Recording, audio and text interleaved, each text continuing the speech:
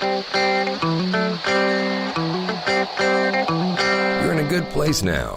You are listening to Perspectives with Ashley Berges. Welcome back live to Live Your True Life Perspectives, and I'm your host, Ashley Berges. You know, often on my show, I like to talk to obviously interesting people and people that are doing things that other people aren't, right? It's all about the original, authentic perspective when you're listening to Live Your True Life Perspectives. And so when I stumble upon somebody that I find very interesting with a random cool calling that I particularly am interested in, I definitely put them on the show. Joining me live here in studio, Nancy Coblenz joins me. She is the founder and CEO of Rebel Role Model.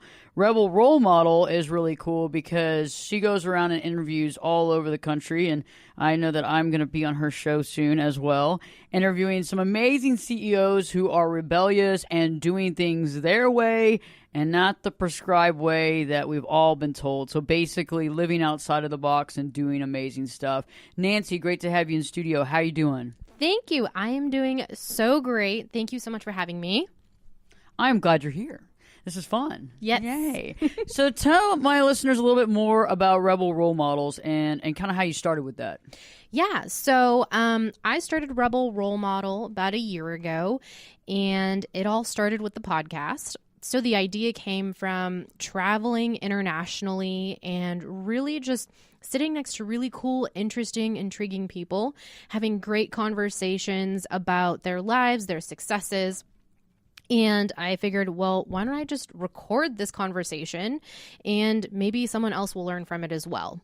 And so it kind of started with the podcast where I learned that to become successful nowadays, you inherently have to be different and disrupt. And no two successes are the same. And so I really kind of took that in and said, well, you kind of have to be a rebel, but you kind of have to be a role model too to show others, you know, what a successful life led by is like. And we just kind of started with that. From there, it's now grown into a digital magazine and a television segment, traveling all over the country, really interviewing and just diving deep into people that, you know, honestly didn't think they'd become successful originally, but found that success naturally came into their lives after they kind of found their own true calling and their own rebellious side, I guess. I understand that, Nancy. You know, it's interesting. I think when you go through life and you do things differently, and I know that I can attest to this, it can be almost like overwhelming because when you're not doing everything the same way as everybody else does by the book, you know, and they look at you like, oh, you're crazy, you know, and on top of that, they kind of go, you know, what's up with you? What makes you different? And you begin to question inherently sometimes the things about yourself, and you begin to kind of get hard on yourself and tough on yourself because you're like, well, why didn't I just do it the easy way? Why didn't I just go this direction? Why did I have to go up current so much? And I understand it, and it's beginning to pay off in my life, but I mean, there's years there that it was just constant. It's still going on, constant work. Yeah, so I kind of find that those that try to lead with their individuality and their unique skill set, they are swimming upstream, right? So at the beginning, there is a very hard path to finding that first success. So there's a very common streak where those that are rebellious are also inherently attracted to risk.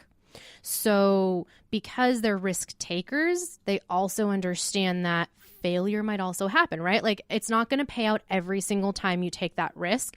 And honestly, the biggest risk is becoming and kind of following your own footsteps, right? Because you're forging your own pathway. No one else has done it that way. So you're literally making it up as you go. That's interesting you say that. It's so true. And the thing that kind of bugs me, and you might get a laugh out of this, is that you always have those people that say, hey, you know, who is your role model? Or who do you talk to? Or, you know, who is your, what's the word I'm looking for? You know, when you're looking up to that person that gives you all this advice and helps you out. And I said, you know, I don't have one. And I think you and I talked about this a few weeks ago when we were hanging out. And it's so true. It's like some people just don't have that. And other people seem to have all these people that they can talk to and ask questions to. But I think when you're doing it your own way and you're breaking the mold and you're trying to do stuff that, well, TV, for example, people even pay to be on the TV. Right. Right? So that's a totally different type of business model than any other business model. Nobody's going to sit there and show up to the law firm every day and pay, the partners to work there. Exactly. It doesn't work that way. Right. But when it comes to TV and radio and all that stuff, these are industries, and I think a lot of people out there don't realize this. And let's go on and put the FYI out there right now, the 411. A lot of people don't realize that people pay to be on these types of things. Okay, so if somebody's paying their money to be on there to work, it's really hard. And there's not a lot of people that you can look up to or get help from. One, there's not a lot of people doing it. Mm-hmm. And two, there's a lot of competition. And even if you're not competitive, I'm a person that's all about the village. It takes a village to do something. It takes a village to raise a kid. It takes a village to do anything. Why do we need to compete? But a lot of people in this landscape feel competitive in nature that they do not want to offer any advice. Right.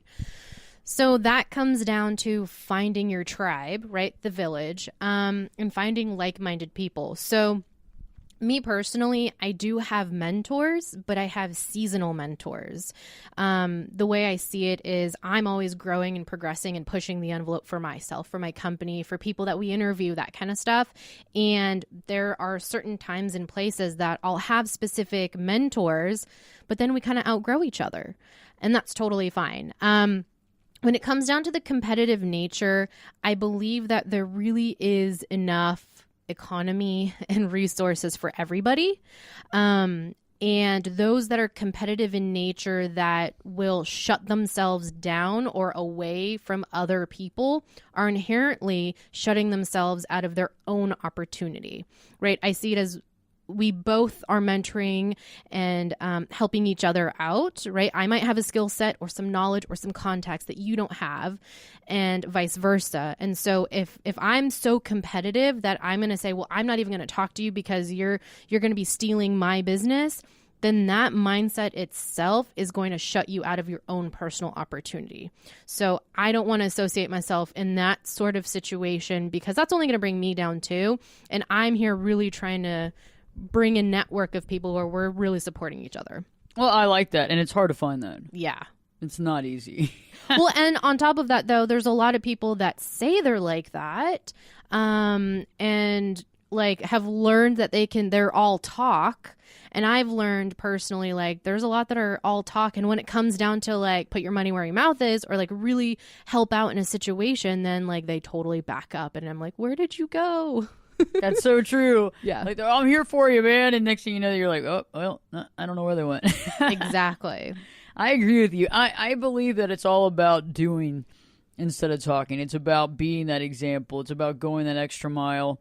I had a call today from a friend of mine. His partner is going in for surgery, and he has cancer. Wow. And it's interesting when you get that text message. And, the first thing everybody wants to say is, yeah, I'm going to be there for you. I'm going to help you out. You know what I mean?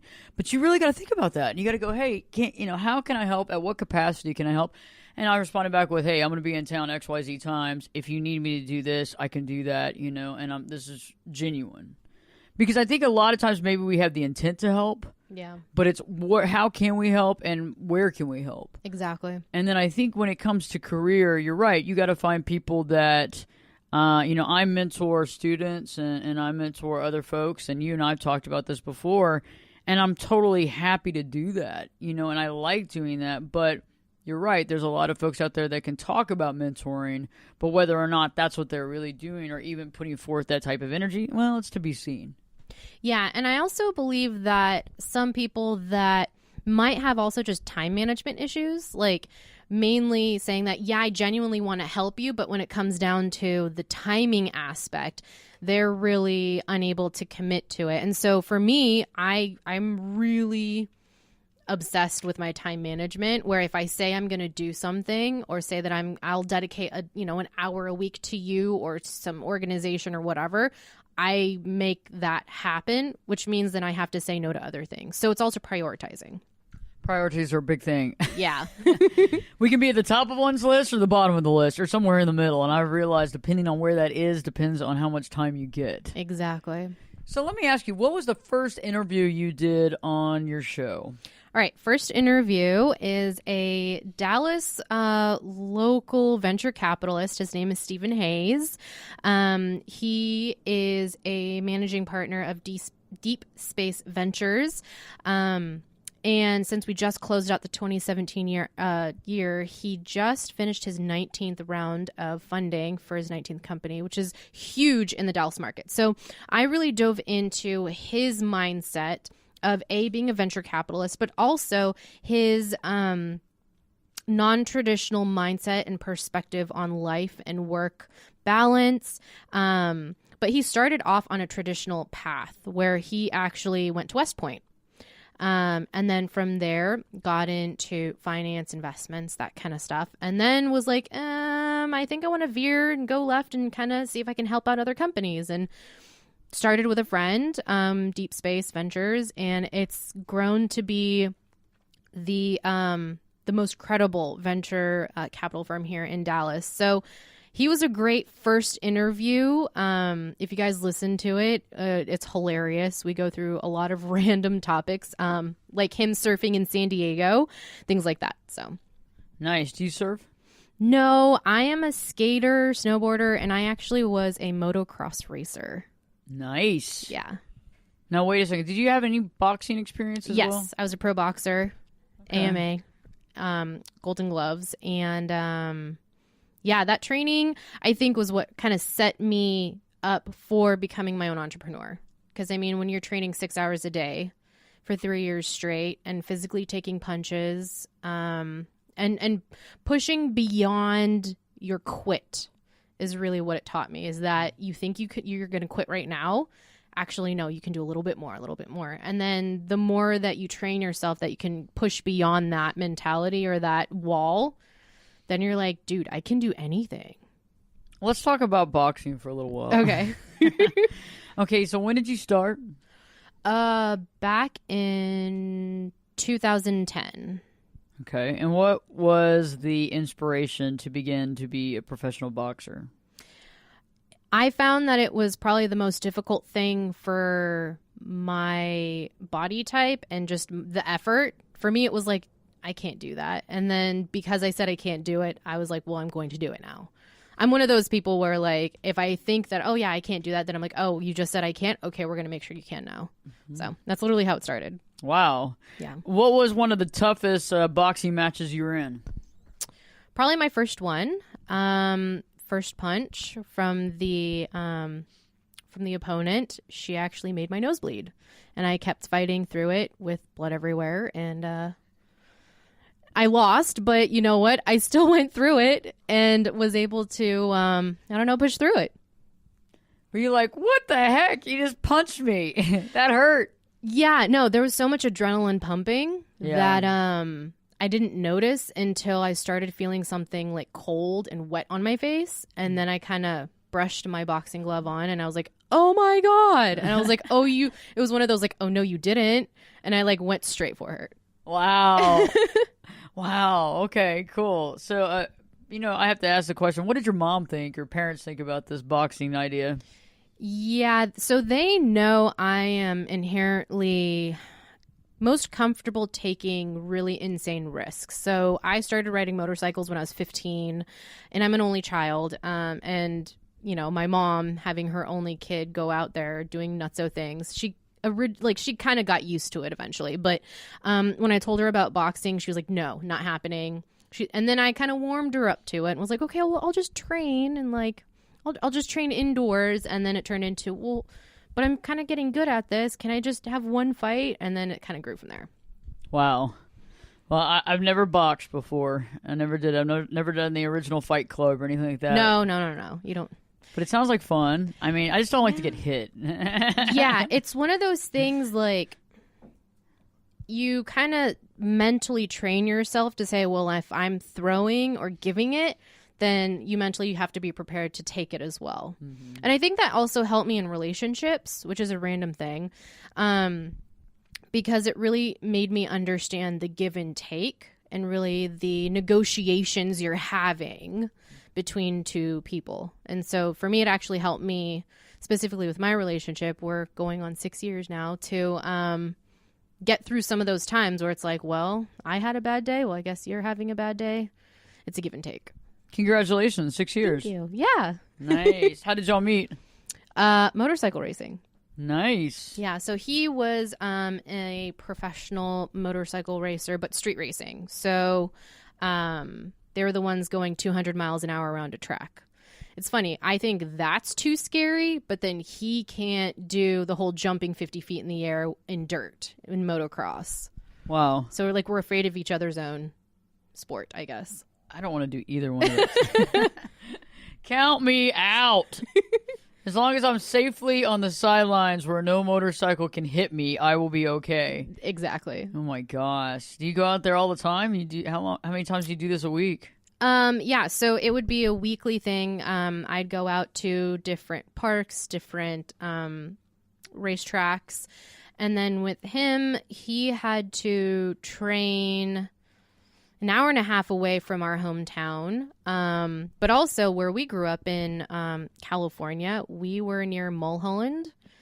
And we were somewhere called the Famous Snake, where a lot of professional and amateur motorcyclists and enthusiasts would go out there and show up in their nice, shiny sport bike.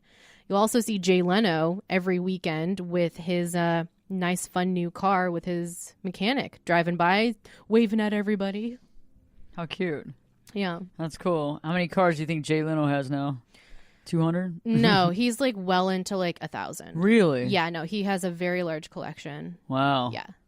See, I feel weird about that. The thing about it is I put my heart and soul in everything I do. And so to have 1,000 cars, that'd be like a piece of my heart. And I mean, like I wouldn't have any heart left. I mean, what do you do at that point? I mean, because I'd have to see them and drive them all the time to feel good about it, you know? Yeah. I couldn't just have like a museum or collection. It's just, I feel like it's not, I don't know, it's just kind of odd. You're not enjoying it. Yeah. Right. Yeah, I get you. Because I think to me, a car has like human qualities, and I named my own car. I named every one of my cars, and it's a big deal. And any cars I've ever had, I only have one car right now, guys. Okay, because I only have time for one car, you know. And I know that eventually maybe I might have two, one that breaks down all the time and one that doesn't. But I just feel like, you know, in life we have to experience and create all the time. And I just feel like if there was a car just sitting there not being used, I feel like it's just kind of like, it's just not being used. Yeah. And a car wants to be driven. Absolutely. Or the project car. So that's what I grew up doing, was always having a project car,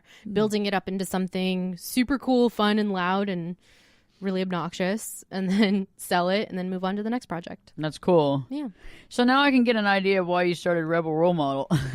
Exactly. Like, this is where I inherently am rebellious. I mean, I'm working on becoming a role model, but I just believe that there were other people out there that had similar mentalities of taking risks, not necessarily with sports and things like that, but like in business, right? Like, I think the biggest risk out there is on a business, right? Because you're basically betting your whole livelihood on your ideas and like what you put into it. Like, you literally will be fed and housed by your ideas and your effort. Like, that to me is the biggest risk. It is. It's a huge risk. Yeah. I get it. And it's interesting. I always find it interesting because I know that eventually the payout will show up. I mean, you get like a big heart and soul payout all the time. You know, sometimes it's harder than others, you know, but at the end of the day, you look at it and you say, okay, I'm doing pretty much what I love except for some busy work that I'm not a big fan of. I mean, there's a lot of back office stuff that I wish I didn't have to do. And eventually when I actually make some money, I could hire somebody to do that and cover that basis. But I think in the process, all the learning and all the grunt work and all the walking uphill both ways, you know, in the snow, it was freezing cold. And you go, okay, well, I learned a lot about a lot of things. And I know how to do everything. So you can teach somebody and train someone different than most people, I think, when things are kind of given to them. There's certain things that just kind of come to play, and they haven't had that experience where they have to do everything. I mean, I can do behind the camera, in front of the camera, shooting, lighting, anything. But I learned all that, so people don't even realize. And I think you know what I mean. When you know how to do all that, and you've been trained on all that, you even went to school for most of that too, people don't have an idea that you know how to do that, so you're not ever going to get stuck in a situation that you don't know how to deal with it. Yeah. So what I think, especially when you're starting a business, is you really need to know all the ins and outs of all the little mundane things, because at the end of the day, you are your own fail-safe. So that's how I see it, is like I can always hire somebody to do X, Y, and Z type of tasks or assignments. But at the end of the day, if they leave and there's some sort of emergency, I need to cover no matter what, because it is my business and my responsibility. What do you think nowadays? Okay, so, with the rebel role model concept, what do you think really defines, besides doing things your own way, what's another characteristic of somebody that you think really fits that mold? I think someone that has an eye for finding gaps in either business, social interactions, education, things like that, where they're someone that has a really good eye of saying, there's really no one doing this very well or successfully or properly. I can do that. I like that. That's good. Yeah, because you see a lot of people taking on the ideas and they just repeat someone else's idea. I'll give a good example, and I think you here in the particular city that we're in right now recording, there's a bike share group company. So there's what happened is there's a company that started a bike share, and they put all these bikes on every corner and every street in downtown, right? And then another bike company came and they did the same thing, but their bikes are different colored. And then another one came and they did a different color bike, and now there's a fourth one coming, okay? And it's like I get one. There's a lot of projects out in the world that could use financial backing. Why we went with this, don't know. Not really understanding why. How somebody could raise hundreds of millions of dollars on a bike share idea when in China there are 2 or 3 huge landfills that are only full of bikes from bike share companies. So it's already happened years ago, right? We already seen this happen in China. Now we're doing it here in the United States. But it's like, who can keep following each other? I mean, it's like it gets tiring. Mm-hmm. It gets tiring, and I think you might agree with me on this, is that when you're seeing somebody and they're just replicating the same crap, it's like, at what point in time does somebody call a spade a spade? Right. Yeah, I think this is where I think more of the statistical, analytical, empirical, data-minded person can reasonably say, well, this bike sharing company is only making X, Y, and Z per month on revenue. I can double that because I've identified twice as many people that'll ride the bike, so therefore I'll win at this game, as opposed to just, oh, hey, I'm passionate about bike sharing and I'm going to start with that type of perspective and hopefully grow it into a greater mission, right? Instead of a mission-based type of business, it's really just a strategic, hey, I want to have the exit, I want to be acquired in 5 years, that's the plan. Yeah, you find that often.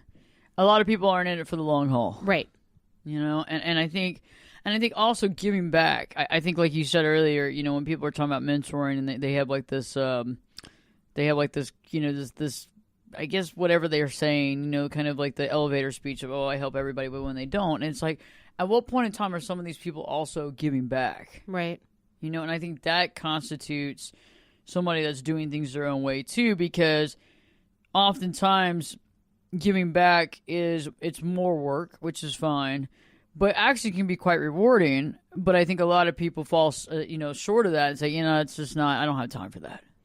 I think you kind of have to own up to your own reality, right? Like if you set out and said that I want to mentor 3 people a month, you need to promise yourself you do that, because the reward isn't just for those people you're mentoring. It's really for you too. I mean, I really take any sort of interaction or connection I have with a new person rewarding in itself, that I will always learn something new. It might not be that I will learn something in the business aspect or educationally. Maybe it's in just human interaction. Like I'm always going to learn something new. And if you understand that, then I think it'll be easier to keep your promises and appointments rather than flaking on them. I think, and that's another thing for me, like a pet peeve is flaking, is that we will eventually just say, yeah, no, we'll totally get lunch or whatever. And then like we like keep rescheduling, and it's like, okay, well, are we really going to do this, or did you just want to say you're doing it? Now I'm calling your bluff. So Okay, let's talk about flaking in general then. Okay. You know, how do you think, well, give me your advice on how to deal with that. If somebody's dealing with someone that's constantly talking a big game, you know, they're constantly telling them they're going to help them out, whatever. What would be your advice to give to that person to either cut bait or to be directly very honest with that other person? What would you say? Okay, so for me personally, because I deal with this a little bit, is I see it as a different form of rejection. So it's like a soft rejection as opposed to a hardcore, yeah, no, I'm not going to talk to you, or I don't have time for you. It's a, sure, let's totally do this. And then they'll just keep rescheduling or saying, oh, sorry, I can't make it this week. I'll tell you next week, you know, what date or whatever. And then you get ghosted. To me, that's just another form of rejection. And to me, it's not meant to be then, right? Like I'm obviously not that valuable, quote unquote, to them to actually make the time. And that's fine. I mean, I'm not going to take it personally. I'm just going to say, well, it just wasn't really meant to be. And for me, I see rejection as every rejection you have is closer to that yes or closer to that opportunity. So good. I got another rejection out of the way. Let's move on to the next one. Wow, I like that. I think a lot of people, though, take it personally. Yeah. I know. It's hard not to. Yeah. You know, in reality, when you have somebody that, you know, you want to spend time with, and I think a lot of times you're right, it is a good thing that you're rejected, and it's like if you keep forcing the envelope, you know, eventually maybe that rejection will turn into a non-rejection, but at what cost? And right. Then does that end up working out for you? But yeah, I think it's hard. It's a human condition thing. People want other people to like them and care about them. But I do agree with you. It's a soft rejection. Yeah. But it's interesting what people see as valuable. And that's an interesting observation when you're dealing with people. Yeah. So I personally used to take it personally a lot. And I think it's kind of similar to looking for jobs. It's like, you know, getting out of college, you're trying to find your first awesome job, and all you get are these no's, or like not even a callback, not even an email saying, hey, sorry, we don't like you or anything. I see that as very similar to this connection with people and then the flaking part, right? That's just kind of a soft way of saying, yeah, no, I don't really like you. But I mean, I also see it as I actually have had personal experiences where people that I really wanted to connect with or say I really wanted to interview and it just never panned out. To me, I took that and said, okay, Nancy, what's the bigger picture here? Is this really going to move the needle forward for a Rebel role model or for my own personal mentorship connections? Maybe, maybe not. But that also made me reorient and say, okay, is there even a more influential person that I can connect with? Now this made room for that person. And so then I kind of like rework the game in that sense. So maybe you weren't going as high as you needed to go. Yeah. That's interesting. I like that. Yeah, because I think a lot of times in life, we have issues with people that don't give us the time of day, you know, people that tell you one thing, do another, people that talk and just don't stop talking. You know, I've known some people, and I love them, God bless them, but they'll talk about anything for as long as they want to talk about it. And, you know, they're still working on that screenplay, you know, they're still doing that. And that's fine, and that's the way that they live their life, and I'm not going to make judgment calls. But I think one thing to bring to the table is, you know, be cognitive of the people that you're spending time with. And understand that, you know, the people you spend the most time with, you're going to rub off on them and they're going to rub off on you. And you got to be cognitive of that. And you can't take things personally. If you know that person is flaky, but that's just their, you know, there's just that's their style, you know, then you got to accept that as well. Absolutely. And I think that's something too, is that integrating business and relationships, I mean, you can't really have a black or white. There is a gray area where you become friends. You actually get invested into their families and their kids and what they're going through personally. And so there are times where, of course, you know, I'll feel a little hurt if something happens and I really wanted to go out and celebrate something and they said, oh, sorry, I'm going to have to flake on you. But I just find that there has to be times where I emotionally invest into a relationship in that sense, and then others where I read into it and say, okay, this is strictly a business relationship, and I won't have as much emotional ties to it. Let me ask you, okay, so when we look at knowing somebody, and I always think this is very interesting, I'm a big believer in knowing as much about a person as possible before I really throw in all my trust factor. Yeah. So that means like getting to know who they are, knowing where they're from, visiting their office, going to their home, those kind of things. And I think it's interesting because I feel like the reason why we have to do it, obviously, is that people are not just one dimension, you know. And so once you start seeing the different dimensions of somebody, you understand them better. And it's interesting though. I mean, haven't you ever been over to someone's house for the first time, and if you would have like been there on week one of meeting them, it would have put a lot of things in perspective, you know? Absolutely. And you're standing there kind of going, wow, good, bad, and different. You know what I mean? It could be really great, but it's like getting to know all those different factors of somebody kind of paints that picture. And I think that a lot of times we're going with that one-dimensional thought. We see that person in one space, and we make a judgment call or a decision based on that one space application. Yeah, I really think that people lead different, I guess, patterns of behavior in different settings and different environments. So it's kind of like, I agree with you in a sense, like if we're only meeting at the office, I only get to see like your office personality. Mm-hmm. But if we get to meet for happy hour, I'm going to see a little bit of a different personality.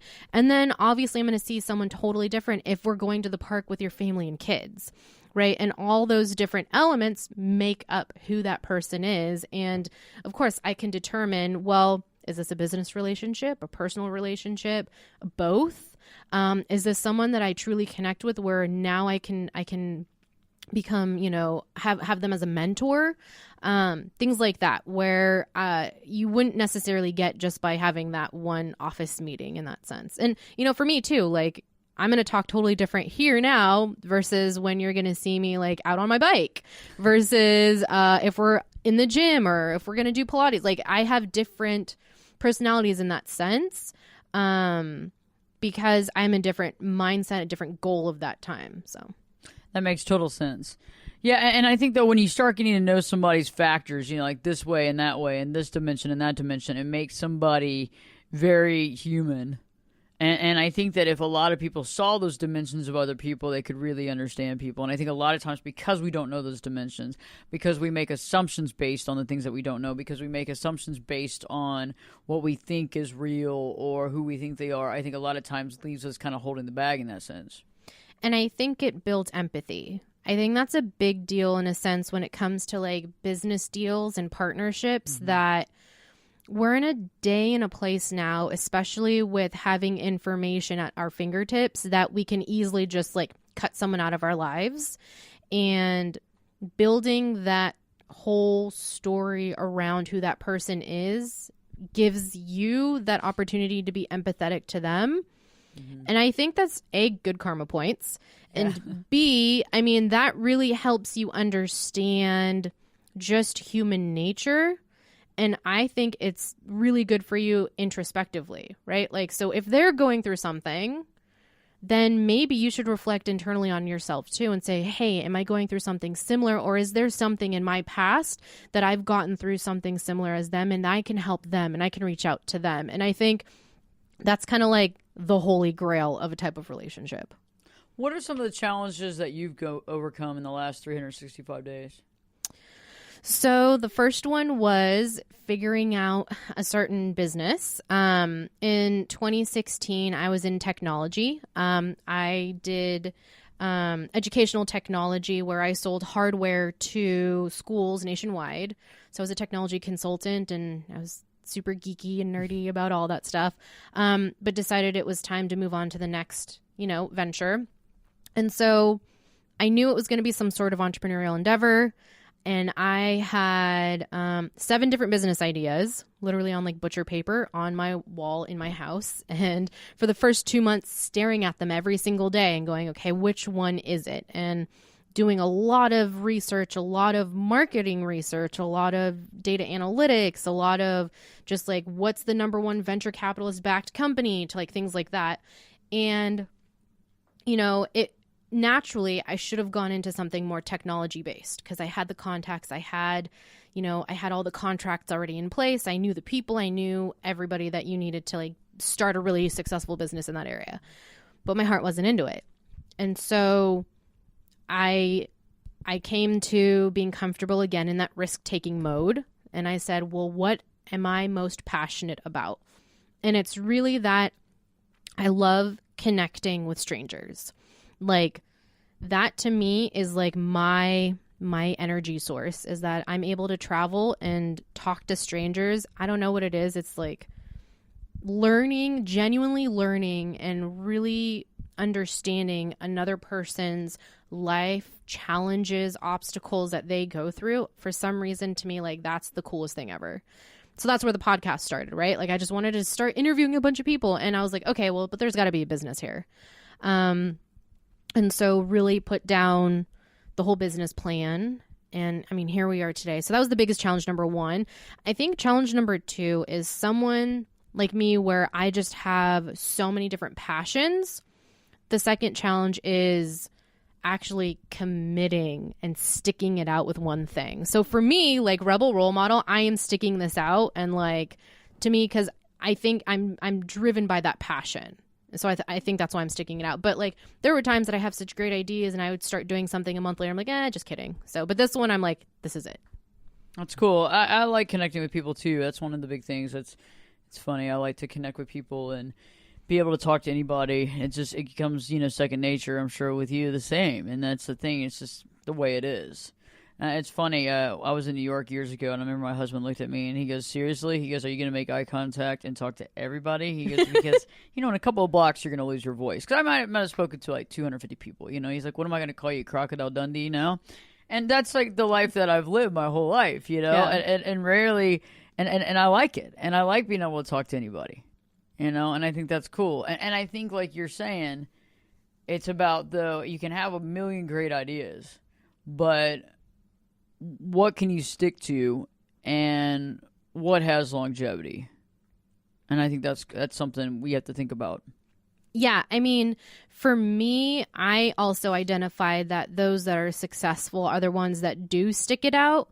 And it's really those obstacles and challenges that you overcome is what makes you stronger, right? More agile, more nimble, and more competitive in whatever space you're in, right? It's at the end of the day, it's a war of attrition. And so that's where I you got to start somewhere, right? And then from there, being able to be seen and then identified as the number one out of your competitors. Yeah, I know about the stick-to-itness. That's something, and it's like right when it's getting like hard and tough is the times you really stick through it, and then there'll be lots of hard and tough times, And I've had people come into my studio in the office, whatever, they want to be on the radio and they want to do this and that, and you kind of start telling them kind of the way it is, and the the radio industry is a little different from podcasting in the fact that it's tough, and podcasting's tough too. But it's like you got to stick in there, you got to get in there, you got to like literally make a hole, blow down a door, get in, and then try to basically create something from nothing, right? And then create and continue to gain more and more coverage. And I remember I've told several people how to do this, and literally you could see that they were like stressed out by the time I finished, like the first paragraph of my conversation. They're like, "Huh? I thought I could just get the show," and you kind of go, "No, I'm trying to help you out." And when I first got into radio, nobody was there to help. Really? No. People, it's different. It's very competitive, and you know it too. It's very competitive. It's a very competitive by nature thing. And that's just not the way I roll. I think that there's room. I mean, I could have 5, psychologists on my show, and being a psychologist, I wouldn't be upset about it. Because I think everybody would bring something different to the table. Now, most people would never put another person on their show that has the same background as they do. You see what I'm saying? Because it's this competition. So instead of seeing that you have your own gifts and your own direction and that you bring stuff to the table that's unique, instead a lot of people see it as competitive. And it's almost like the same as like, Nancy, like a surgeon.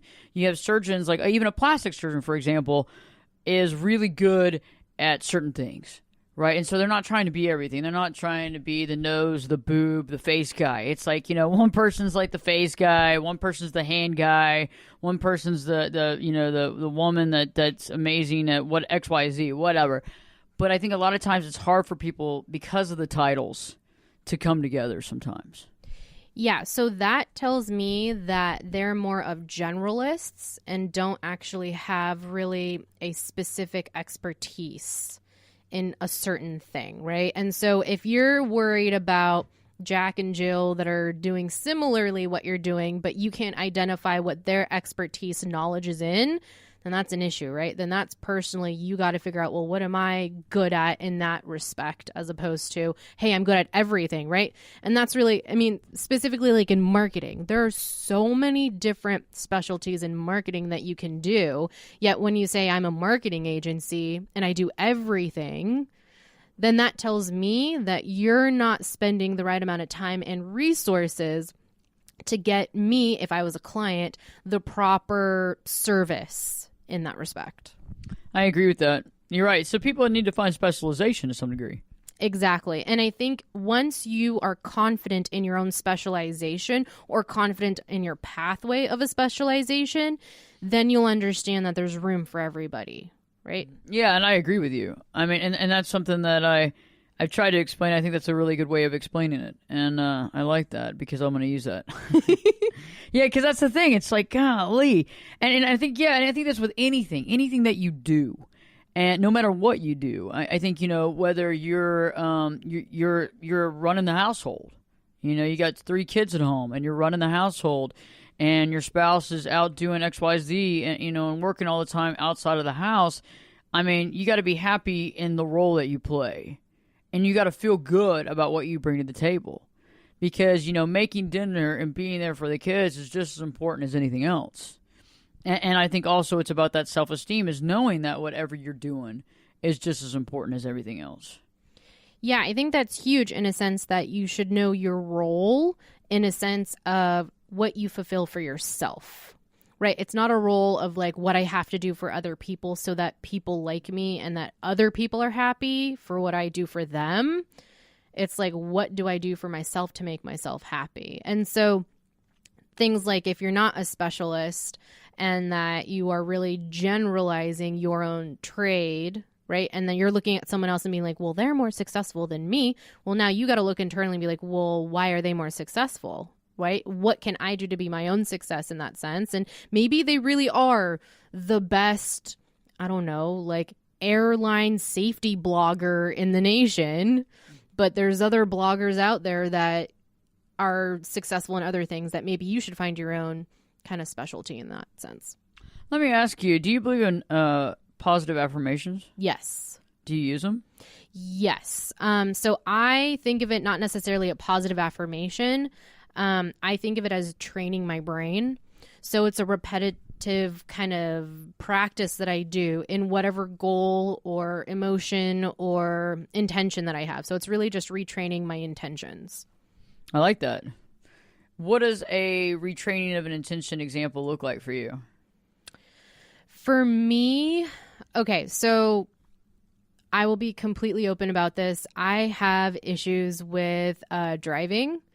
Especially in the town that we're in, and being, a racer myself, my brain is going a million times faster than most people on the road. So having to deal with the emotions and the patience, like for me is patience.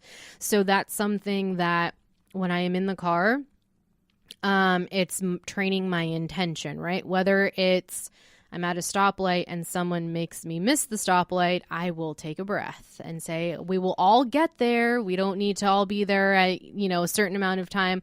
I'm already on the road. I can't affect that next 10, 15 minutes of my driving just because I can race around everyone else. So things like that where every single time, and it's really to sounds. For me, it's like different sounds.